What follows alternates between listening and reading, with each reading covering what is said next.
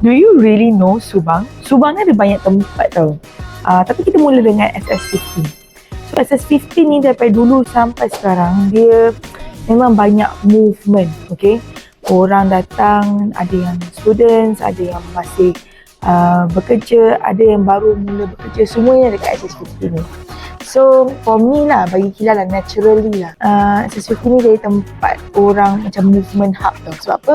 LRT ada, university ada, new SME, semua kat situ lah. Yang paling bestnya tentang SS15 ni, Kila suka tentang community dia tu. Walaupun dia busy macam mana pun, dia ada semangat community yang sangat-sangat kukuh lah bagi Kila. Contohnya macam The Pied Pipers, okay, The Pied Pipers.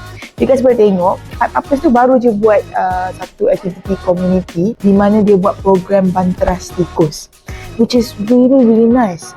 Diorang panggil semua orang untuk tangkap tikus dekat area-area komersial tu.